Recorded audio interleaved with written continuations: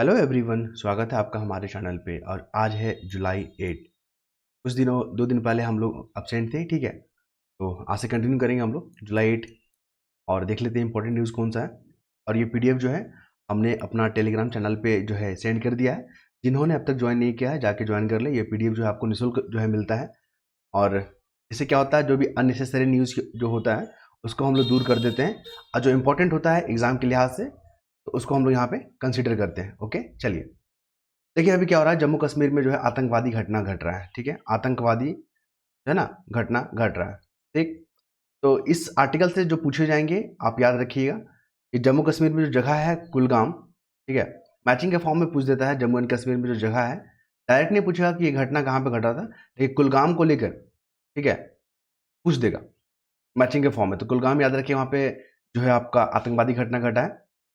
साथ ही आपको ये बता दें यहाँ पे जो इम्पोर्टेंट है कि इंटरनल भारत के सामने जो आंतरिक जो चुनौती है, आंतरिक जो चुनौती है, ठीक है, उसमें आप क्या कंसिडर करोगे, उसमें आप दिखाओगे आतंकवाद एक बहुत बड़ा जो है आंतरिक जो है आतंकवाद बहुत बड़ा क्या है, चैलेंजेस है, ठीक है, चुनौती में दिखाओगे।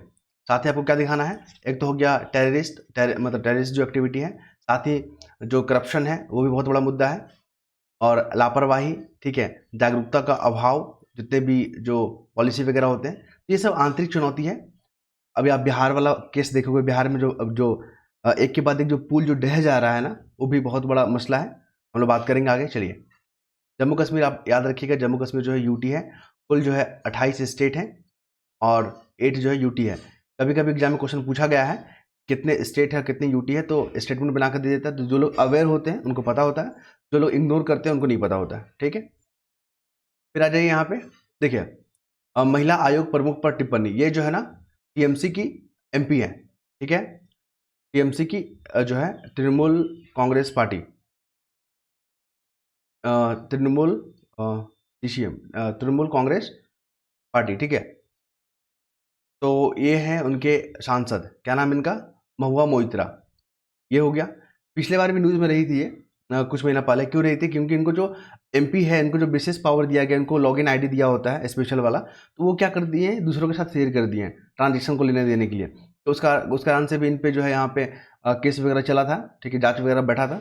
अभी न्यूज़ में इसलिए आ गए हैं क्योंकि जो नेशनल वीमेन जो कमीशन है उनकी जो अध्यक्ष है रेखा शर्मा, है ना, ये भी क्वेश्चन पूछा गया आपका बिहार पब्लिक सर्विस कमीशन में। रेखा शर्मा उन पर टिप्पणी कर दी है कि ये जो हथरस जो घटना हुआ है यूपी में, वहाँ पे ये गए थे, ठीक है। तो इस तरह से जो अभद्र टिप्पणी किया गया है, तो इस कारण से यहाँ पे न्यूज़ में आ गया। कुल मिलाकर जो है नेशनल वीमेन कमीशन याद रखिएगा, ये कॉन्स्टिट्यूशनल बॉडी नहीं है। इसको 1992 में बनाया गया था। ये महिलाओं के हित को लेकर जो है यहाँ पे अवेयर करती है, निर्णय लेती है, फैसला करती है, पॉलिसी में भी इनका पार्टिसिपेशन रहता है। तो राष्ट्रीय महिला आयोग याद रखेंगे आप। और अभी आपको पता ही है एफआईआर जो दर्ज हो रहा है, नया कानून लागू हो गया, भारतीय न्याय संहिता, भारतीय नागरिक सुरक्षा संहिता, ठीक है, फिर साक्ष्य संहिता, तो 3 हमारा जो कानून लागू हो चुका है। उसके बाद हम लोग बात करें, हाँ एक क्वेश्चन याद रखिएगा, सबसे पहले एफआईआर हुआ था नया कानून के तहत, जो एफआईआर हुआ था ना वो हरिद्वार में हुआ था। ये क्वेश्चन जो है ना पूछेगा किस जगह हुआ था सबसे पहला एफआईआर, तो ये हिस्ट्री बन गया तो क्वेश्चन पूछ सकता है वनडे एग्जाम में। ये हमारे लोकसभा स्पीकर, क्या नाम है इनका, ओम बिरला, ठीक है। तो ओम बिरला जो है वो तो, ओम बिरला जो है, ठीक है, वो तो है ही। इनके इनके जो उम्मीदवार थे, एक जो विपक्ष में खड़ा हुए थे, उनका नाम क्या था, के सुरेश, याद रखिएगा। ये क्वेश्चन पूछेगा, ऐसा पूछता है कि जो लोकसभा स्पीकर थे तो उनको जो है compete करने के लिए और कौन सा उम्मीदवार जो विपक्ष की तरफ से खड़ा हुए थे, तो के सुरेश, याद रखेंगे आप, ठीक है। लोकसभा स्पीकर को लेकर जो है अनुच्छेद 93 डील करता है, ठीक है। ओके, नेक्स्ट मूव करें हम लोग। तो ये आर्टिकल में हम लोग सीखेंगे कि जो क्लाइमेट जो चेंज हो रहा है ना, देखिए क्लाइमेट चेंज जो है ना, अभी कल के दिन शायद एक एग्जाम हुआ था अभी आपका सीएसआईआर का मेंस का हुआ था। तो सीएसआईआर जो मेंस का हुआ था, सीएसआईआर, उसमें जो है ऐसे पेपर था, लेटर राइटिंग था, और भी 2-3 सब्जेक्ट थे वहाँ पे। तो क्लाइमेट चेंज को लेकर वहाँ प्रश्न पूछ दिया। तो क्लाइमेट चेंज को लेकर जो प्रश्न पूछा गया, देखिए तो इस सब का जवाब आपको जो है बुक वगैरह में तो मिलेगा ही मिलेगा। अगर आप न्यूज़ पेपर कवर करते हो ना डेली, तो आपको फिर ये सब क्वेश्चन को लिखने में मजा आएगा, ठीक है। तो क्लाइमेट चेंज का क्या प्रभाव है मैं आपको यहाँ पर बता देता हूँ। क्लाइमेट चेंज का ऐसे ही फ्लो चार्ट बनाइएगा, ठीक है। तो यहाँ पे जो है भूजल जो संकट है, भूजल, अब देख लो ना, यहाँ पे पानी ही नहीं दिख रहा है। पहले यहाँ इस लेवल पे पानी हुआ करता था यहाँ पे, अब कितना नीचे चला गया है। तो भूजल का अभाव हो जाएगा, साथ ही तापमान में बढ़ेगा, ठीक है। जो गर्मियों के दिन में जो ठंड के दिन में जो सिंचाई का जो अभाव हुआ करता था, मतलब सिंचाई की ज़रूरत नहीं होता था, अब सिंचाई की ज़रूरत पड़ गया यहाँ पे, ठीक है। सर्दियों में तापमान बढ़ गया है, ये भी आपको देखने को मिलेगा, ये सब क्लाइमेट चेंज है। फिर मानसून में जो है जो वर्षा होता है, वर्षा जो पानी पड़ रहा है उसमें भी कमी आपको देखने को मिलेगा, ये सब क्लाइमेट चेंज का प्रभाव है। फिर आपको यहाँ पे जो है जलवायु परिवर्तन के कारण जो मौसम में जो बारिश में जो कमी हो रहा है, उससे सर्दियों में अपेक्षाकृत तापमान अधिक रहने की उम्मीद है। तो इससे जो कहीं न कहीं आपको खाद्य संकट का भी प्रभाव देखने को मिलेगा, खाद्य संकट। ऐसे ही करके आपको जवाब लिखना होता है, क्योंकि आपके पास समय एग्जाम में लिमिटेड होता है और आपको सारे क्वेश्चन को कंप्लीट करना होता है, सारे क्वेश्चन को करना होता है। तो ऐसे ही फ्लो चार्ट बना के आपको अपने आंसर को यहाँ पे कंप्लीट करना होगा, ठीक। अभी हाथरस जो हादसा हुआ यूपी में, सभी अवेयर है इस घटना को लेकर। तो वहाँ पे जो जांच आयोग बना है, ठीक है, न्यायिक जांच आयोग बना है, उसके अध्यक्ष याद रखिएगा, क्या नाम है उनका? ब्रिजेश कुमार श्रीवास्तव। ब्रिजेश कुमार श्रीवास्तव। ये क्वेश्चन आने वाला है, बीपीएससी और यूपीपीएससी होने वाला है ना, इसके लिए बहुत महत्वपूर्ण क्वेश्चन है। न्यायाधीश ब्रिजेश कुमार श्रीवास्तव, ठीक है। तो यहाँ पे जो लोकल प्रशासन था, जिला प्रशासन था, फिर वहाँ पे जो आयोजन का जो समिति था, उनके बीच में कोऑर्डिनेशन का अभाव देखा गया। इतने बड़े पैमाने पर अगर सभा होना था तो इसके लिए जो है जो सुरक्षा के तमाम जो पहलू है उसको इग्नोर क्यों किया गया। तो इस तरह की बातें आपको देखने को अभी मिलेगा, ठीक है। फिर देखिए केरल में जो है ना अफ्रीकी स्वाइन फ्लू का घटना देखा गया। केरल याद रखिएगा, केरल कहाँ पे? ये अपना प्यारा सा भारत, ये श्रीलंका है। यहाँ पे आपको नॉर्थ ईस्ट वाला इलाका देखने को मिलेगा, ये हमारा गुजरात, और ये उत्तर में जो कश्मीर और हमारा लद्दाख है। देखिए माफ कीजिए, थोड़ा मैप अच्छे से नहीं बना पाते हैं, लेकिन एग्जाम में आपको ऐसे ही मैप बनाना होगा, क्योंकि आपको परफेक्ट नहीं आएगा। ऐसे ही लोकेशन कर दिखाना होगा तो केरल वाला आप यहाँ पर दिखा दीजिएगा, तमिलनाडु यहाँ दिखा दीजिएगा, ठीक है। ये जो केरल पास है ना अफ्रीकी स्वाइन फ्लू, ठीक है, देखने को मिला। अफ्रीकी स्वाइन फ्लू से जो क्या होता है, ये मनुष्यों में नहीं फैलता लेकिन जानवरों को इफेक्ट करता है। तो अभी जो आप देखोगे वहाँ पे तुरंत कार्रवाई करने के लिए, ठीक है, ताकि फैले नहीं, तो वहाँ पे जो सुअर है वहाँ पे उनको मारा गया, ठीक है, सुअर को 1 किलोमीटर के दायरा में। अब क्या है रहा, अब जो है जांच किया जाएगा और देखा जाएगा कि 10 किलोमीटर के दायरे में जो इतने भी जानवर है उसको मार दिया जाएगा, क्लियर है। तो अफ्रीका स्वाइन फीवर जो है फुल फॉर्म याद रखिएगा, ASF। फिर बात करेंगे यहाँ पे, देखिए ये भी जो है इंपॉर्टेंट फैक्ट है। अभी CSIR का एग्जाम हुआ था तो उसमें लेटर राइटिंग में पूछ दिया था कि सोशल मीडिया के बारे में जो अनऑफिशियल होता है, ठीक है, उसमें लिखा गया था अपने दोस्तों से बातचीत करें और जो जो सोशल मीडिया के सामने क्या चैलेंजेस है, क्या सुझाव है आपके, इस पे आप बातचीत करें। तो यहाँ पे आपको देखने को मिलेगा कि यहाँ पे सुस्ती या आलसपन के पीछे क्या कारण है।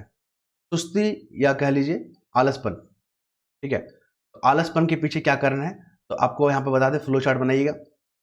इसके पीछे जो कारण है ना, यहाँ पे लिखिएगा कोरोना महाकाल, जो महामारी देखने को मिला, कोरोना हो गया। साथ ही जो है टेक्नोलॉजी भी यहाँ पे कहीं ना कहीं अदा कर रहा है। शहरीकरण, ठीक है, वर्क फ्रॉम होम, ठीक है। और क्या कारण हो सकता है यहाँ पे, मैंने यहाँ पे लिखा हुआ है शारीरिक गतिविधियाँ जो होता है, फिजिकल एक्टिविटी का नहीं होना। साथ ही आपको इंटरनेट का भी योगदान है। इंटरनेट के माध्यम से क्या होता है, आपको भाग दौड़ नहीं करना पड़ रहा, आप घर बैठे सब कुछ ऑर्डर वगैरह कर ले रहे हो, तो इससे भी जो सुस्तीपन आ रहा है, तो ये सही नहीं है, ठीक है। जो डेवलप कंट्री है ना, जो विकसित कंट्री है, ये चीज़ को समझ गए हैं कि हमें जो है अपना जो है शारीरिक एक्टिविटी को यहाँ पे रखना होगा, तभी जाके हम लोग लंबा सर्वाइव कर पाएंगे। लेकिन विकासशील जो देश है, जो अविकसित देश है, वहाँ पे ये चीज़ समझने में थोड़ा सा समय लग रहा है। तो यहाँ पे समझ में रखिएगा कि जो सुस्ती, जो आलसपन है, उसके पीछे क्या क्या कारण हो सकते हैं। देखिए शहरीकरण यहाँ दिखा, फिर यहाँ पे जो है इसके क्या प्रभाव देखने को मिलेगा, तो आपको मोटापा, ब्लड प्रेशर, हृदय रोग, ठीक है, किडनी रोग, तमाम समस्याएं देखने को मिलता है। तो इसलिए हमें जो कोशिश करना है कि हमारे जो आधा से 1 घंटा जो समय है ना, अपने शरीर को फिजिकल एक्टिविटी के लिए दें। और यहाँ पे महिलाओं का जो यहाँ पे रोजगार में जो बढ़ोतरी हुआ ना, उस कारण से महिलाओं में भी क्या देखा गया है, आपका आलस्यपन देखा गया है, क्लियर है, क्योंकि वो घरेलू कामकाज नहीं करते हैं। आजकल जो पहले के जो ट्रेडिशनल तरीके में क्या मसाला वगैरह के लिए जो सिलौट वगैरह यूज़ होता था, अब मिक्सर यूज़ हो रहा है, तो इससे शारीरिक गतिविधियाँ जो घट गया है। और पुरुषों में भी सेम चीज़ हो गया है, वो इंटरनेट का इतना यूज़ कर रहे हैं, ठीक है, घर बैठे जो बाहर जाते थे सर संभाल लाने के लिए, घरेलू काम करने के लिए, वो भी नहीं कर पा रहे वो। तो दोनों में जो है आलसपन देखने को मिल रहा है। फिर देखिए बिहार जो है एग्जाम होगा, बीपीएससी जब एग्जाम होगा तो मेंस में और पीटी दोनों में एग्जाम में पूछेगा। तो जो वहाँ पे पुल गिरने का जो कारण है, क्या कारण है, तो कारण में आप बताइएगा यहाँ पे कि भ्रष्टाचार बहुत बड़ा कारण है, लापरवाही, ठीक है, गुणवत्ता का कमी, एक निगरानी जो मैकेनिज्म होता है उसका अभाव, ठीक है, भाई भतीजावाद, ठीक है, भाई भतीजावाद हो गया। और ये सब जो कारण है, जो वहाँ पर इंफ्रास्ट्रक्चर जो डेवलप नहीं हो पा रहा है, क्यों? साथ ही आपको यहाँ पर ये बता दें कि इसको निपटने के लिए सरकार ने जो त्वरित कार्रवाई क्या किया है, तो कार्रवाई में आप देखोगे यहाँ पे, देखिए यही सब चीज़ आपको याद रहेगा, क्योंकि एग्जाम में आपको जितना आप रट के जाओगे ना, वो सब काम नहीं आने वाला है, आप सब भूल जाइएगा, क्योंकि आपको एग्जाम में बहुत सारे डिस्टर्बेंस भी देखने को मिलेगा, जैसे अटेंडेंस बनाना है, ठीक है, यहाँ पे साइन करना है, थंब मारना है, इससे क्या होता है, माइंड डाइवर्ट हो जाता है। तो हमें जो है क्या है, चीज़ों को अच्छे से समझ के पढ़ लेना है, ताकि लंबे समय तक हमें याद रहे। तो अभी जो कार्रवाई के नाम पे काली सूची में डाला गया है, जो भी कंपनियां बनाई थी, ठीक है, काली सूची में डाला गया है, ब्लैक लिस्टेड किया गया है। जो भी इंजीनियर जो यहाँ पे इन्वॉल्व थे, इंजीनियर, ठीक है, उनको निलंबित किया गया है, और एक आयोग बैठाया गया है, जांच कमेटी बैठाया गया है, जांच कमेटी बैठाया गया है, ताकि इसके पीछे का जो कारण पता चल पाए। क्लियर है? और फिर जो जो भी यहाँ पे जान माल का जो नुकसान हुआ है, उसको तुरंत से ठीक करने, ताकि वहाँ पे जो आने जाने की जो व्यवस्था है वो दिक्कत ना हो। इस तरह की आपको जो है कार्रवाई और कारण में देखने को मिलेगा। मेंस वगैरह में ऐसे ही क्वेश्चन पूछेगा आपसे। फिर देखिए आतंकवाद को लेकर, आतंकवाद जो है अभी सरकार बोल रही है, केंद्र सरकार की जम्मू कश्मीर में जो है लॉ एंड ऑर्डर जो है ठीक ठाक है, ठीक है। तो जब ठीक ठाक है तो फिर यहाँ पे आतंकवादी घटना कैसे हो जा रहा है, ये बहुत बड़ा सवाल है। तो इसके पीछे जो कारण देखा गया ना, तो आतंकवादी जो घटना है, उनका खुफिया तंत्र, जो आतंकवाद है ना, उसका खुफिया तंत्र काफ़ी मजबूत हो गया है। साथ ही वहाँ पे आपको बता दें, ये लोग क्या कर रहे हैं, जो बाहरी लोग और वहाँ पे जो टूरिस्ट लोग आते हैं या कश्मीर पंडित हैं, उन पे हमला कर रहे हैं, ताकि डर का माहौल बना रहे। दहशतगर्द जो है ना, दहशतगर्द जो है उनको भी मनोबल बढ़ा हुआ है। सेना का जो सूचना तंत्र है वो भी थोड़ा सा यहाँ पे कमी देखने को मिल रहा है। इस कारण से वो लोग जो है यहाँ पे इस तरह की घटनाएं को अंजाम दे देते हैं, और यहाँ पे और कुछ जो है देखने को जो मिल रहा है। तो ये सब कारण है, सरकार जो है और सेना जो है इन तमाम चीज़ों पे काम कर रही है, ताकि जल्द से जल्द यहाँ पे जो है लॉ एंड ऑर्डर को मेंटेन किया जा सके। फिर बात करेंगे यहाँ पे, देखिए नेशनल एजुकेशन पॉलिसी 2020 का हुआ है ना। तो क्वेश्चन पूछेगा कि नेशनल एजुकेशन पॉलिसी से आप क्या समझते हैं, इसमें क्या क्या प्रोविजन है, और ये किस हद तक जो है गरीबों को शिक्षा प्रदान करने में सफल हुआ है। तो यहाँ पे चुनौती या चैलेंजेस के बारे में आपको बात कर रहा है कि देखिए अभी जो लागू हो भी गया है, लेकिन फिर भी जो है गुणवत्तापूर्ण या क्वालिटी एजुकेशन जो है नहीं मिल पा रहा है, ये भी बहुत बड़ा चुनौती है। साथ ही यहाँ पे जो अभिभावक, जो गार्जियन है, उनको अभी भी जो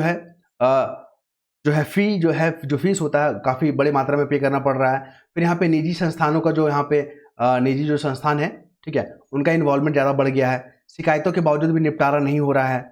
जो भी जिम्मेवारी पद पे बैठे हुए अपने जो कर्तव्य उसका सही से पालन नहीं कर रहे हैं। ये सब चुनौती में आप दिखाना आपको नेशनल एजुकेशन पॉलिसी के बारे में, ठीक है। फिर यहाँ पे बात करेंगे, नेक्स्ट मूव करेंगे यहाँ पे। देखिए लोकसभा अध्यक्ष पद का चुनाव और जीवन लोकतंत्र का उदाहरण। कुल मिलाकर लोकसभा स्पीकर के बारे में भी बात करेंगे। मैंने कुछ देर पहले भी बात किया था कि यहाँ पे जो दो कैंडिडेट हुए थे, एक ओम बिरला और एक थे आपके ठीक है, सुरेश करके कोई नाम था ना, सुरेश है ना। तो दोनों नाम याद रखिएगा, दोनों एग्जाम में पूछा जाएगा। साथ ही ऐसा इलेक्शन जो है 1976 में हुआ था, जब वहाँ पर दो उम्मीदवार खड़े हो गए थे। फिर यहाँ पे बात करेंगे अभी एक जो है पर्यावरण को संरक्षण के लिए सरकार ने एक जो है कार्यक्रम को शुरू किया है, एक पेड़ माँ के नाम, ठीक है, माँ के नाम। तो सरकार जो इनिशिएटिव ली है, क्या क्या कदम उठाए, इसमें आप जिक्र कर दीजिएगा। और साथ ही सरकार का ये कवायद रहा है कि पर्यावरण को संरक्षण जो है उसको जन आंदोलन से जोड़ें, ठीक।